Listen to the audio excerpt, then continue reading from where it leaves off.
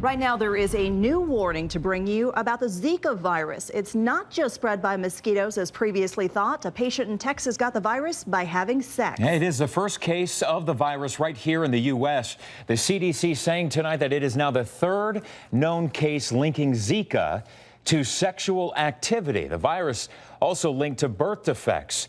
And it's spreading so quickly, the World Health Organization had now declared it a global health emergency. And while there are no local cases of Zika here in our state, work is already underway to help trap those mosquitoes that carry the virus. 3TV's Amanda Goodman joins us live in Phoenix tonight with a look at how we are actually ahead of the game. Amanda.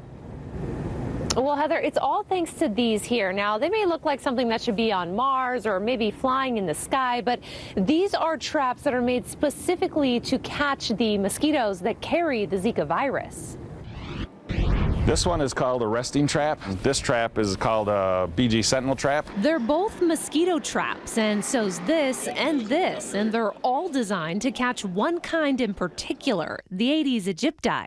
Aedes aegypti mosquito can transmit chikungunya, dengue, and the Zika virus. James Will, a supervisor at Maricopa County Vector Control, says they began testing the traps last spring. They've got about a dozen of them in their arsenal, and they deploy them strategically. When we get a high count of Aedes aegypti in our regular traps, we set the traps, these traps designed to catch them throughout the county and see what kind of numbers are really out there. Well, they all look pretty unique. They come walking through the road with this thing and they're looking at me like, what is that? Will says what attracts the Aedes aegypti to them is the color scheme and the scent lures they put in them.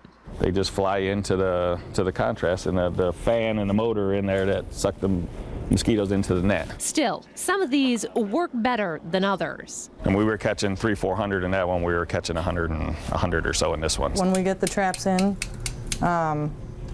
we just go through all of them. Right now, they can't actually test for Zika. They've got to wait until the Centers for Disease Control gives them the protocol. Once they get that, if we had the primers and probes today, we could test today. Until then, they'll continue doing what they always do, setting traps and keeping tabs on mosquito activity.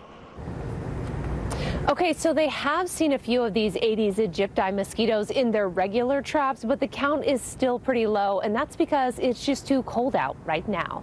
Reporting live in Phoenix, Amanda Goodman, 3.